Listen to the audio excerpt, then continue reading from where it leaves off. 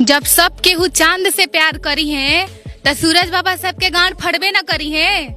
हाय गर्मी। वीडियो में तो लड़की थोड़ा सही बोल ले भैया, पर भैया वो सूरज बाबा के एकदम अपमान कर दे ले भैया कि सूरज बाबा गाने फड़बे न करिए। बहुत अश्लील बात है भैया, काहे कि हमारा भोजपुरी इंडस्ट्री में सूरज बाबा के पूजा करी न सा, यूपी बिहार में छठ होवेला सूरज बाबा का पूजा करी न सा, और एकदम बहुत तो गलत बोल ले भैया। पर ये बात सही भी है कोई हद तक कि चांद बाबा का एकदम खूब सोना एकदम चांदी मान रहे बारे, एकदम जे लवेरिया वाला तो और ज्यादा मान रहा था तो मैं चांद पे बैठाएंगे। पर सूरज बाबा तो बुरा मानेंगे मानेंगे, ये हकीकत बात है।